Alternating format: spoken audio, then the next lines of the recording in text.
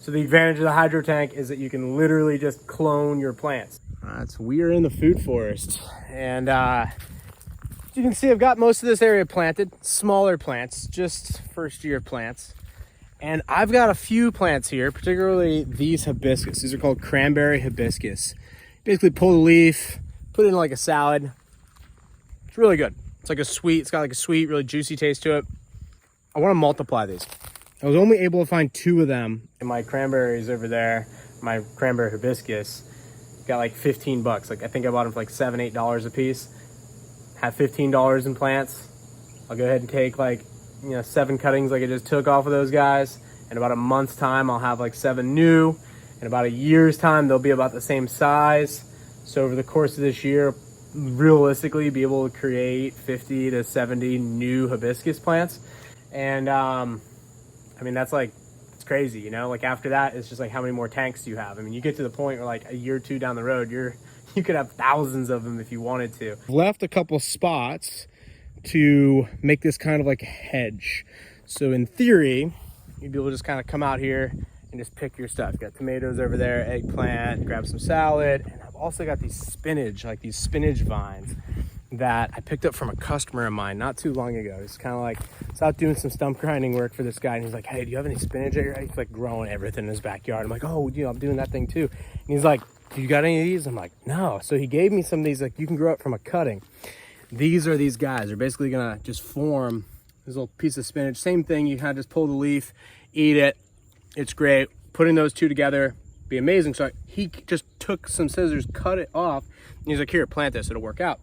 So what I'm gonna show you guys how to do is to make cuttings. Most plants will grow from cuttings, most plants, but have a much higher live rate. And we're gonna do so with a hydroponic tank, and we can build the tank like this for like 50 bucks, and it will expedite the process between cutting plants and then planting new ones. So as you notice, I have 2 of these spinach plants, I have 2 of the red hibiscus, and I'm gonna make like 8 over the next 2 weeks. I'm gonna plant them, then I'm gonna make like another 8. So like every 2 weeks, I'm gonna put out another 8. So by the end of the summer, I'm gonna have like 20 or 30, maybe 40 really good established. And then I'm gonna start potting them up into pots for my buddies. I've got like a bunch of stuff that I'll pull seeds off of if I have like a surplus of it, and I'll pot it up just cause like, I got a feeling that the trend is gonna be my friend here. So I've got things like that, like avocados and things like that, I give away to people just to like help encourage, like, hey, grow some food. It's not a bad idea. Like, they're printing trillions and trillions of dollars. They're shutting down supply chains everywhere. China and Taiwan are about to go to war. Like, it's not a bad idea to just like start planting some of your own food. But let's get to this hydro tank. All right, so first item that we're gonna need here is a bucket. Now, I went with a food grade bucket.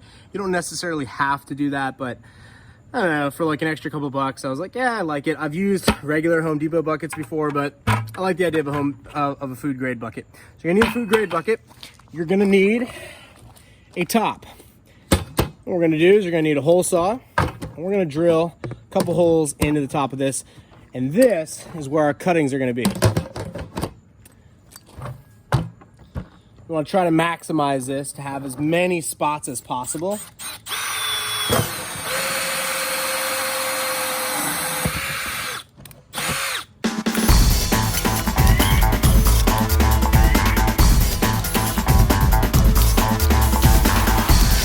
All right, so I've got this bucket all washed out nice and clean, and I've filled it up halfway there with water. This is going to be the magic piece of the equation. Is what we're going to have to do is put a submergible pump. Just like so. Notice it has a 360 head on it. We're gonna submerge that down into the bucket. Right smack in the middle. Also has these little sucker feet on there. It's gonna help keep it kind of stationary and stable. We'll adjust it.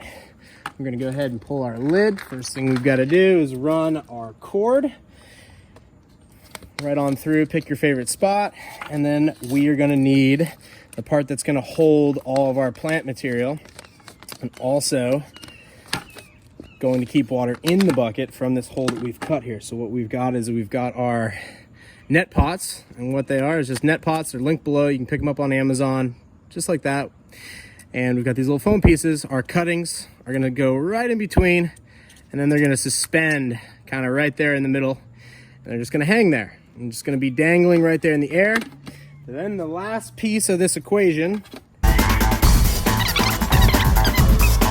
magic to this whole setup, is gonna be in the timer. Now this timer lets us do 30 minutes on, 30 minutes off. We can adjust it any which way we want. So that's our settings. Go ahead and plug this guy into this timer. And then all we've got to do is go get our plants. So the key is when you take a cutting, you want to cut it in a way where the plant's going to benefit from it later on. You want to get a good, decent, healthy piece. And then we want to cut it right below a node, because that's where it's going to sprout roots from. So I like where that one kind of sits. I'm probably going to trim it up just a little bit. So we're going to take that, good, clean, sharp scissors. Make sure you disinfect them with rubbing alcohol or burn them off with a match. I'm going to go ahead and take a few of these leaves off, just because it's going to have an easier time in the tank, kind of going through shock and things like that. Sometimes they'll drop anyway. And what we're looking for there is a nice, good, clean, and I like to cut it at an angle, if you guys can see that. When you cut it, you want to cut it with a good pointy edge, kind of like a tip of a spear. It's going to help it germinate better, shooting new roots. We'll go ahead and, all right, on this one, this guy was just planted recently, so we want to try to pull a nice healthy one. I'm not going to go for that one. I'm going to go for this one over here. Is looking really good. So we're going to go ahead and take him, trim him off. We can eat these, so go ahead and put those in. That's good. We want to leave a few on there, but not a ton. And we want to have a good, nice, sharp, pointed edge, somewhere where it can sprout really good roots from. Back here at the tank, got all of our cuttings. So what we're gonna do is we'll go ahead and take our net pot, go ahead and place it right there inside of our foam, and we'll place it just like so, just so that it's kind of suspended, just like that in midair. Bam. And putting together the last one. So we just plug it in, give it some time. And what you'll notice here is over a few weeks, maybe a couple weeks, that will be the result. Nice, clean, beautiful roots. And that is ready to go in a pot.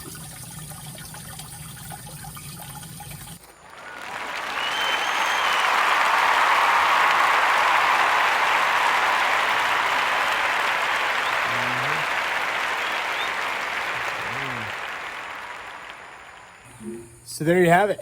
That's how you do a hydro tank. Probably do it for about 50 bucks, 1 hour or so. Once you have the parts, find your favorite plants, take good cuttings of them. Make sure you have a good, clean device when you go ahead and cut them.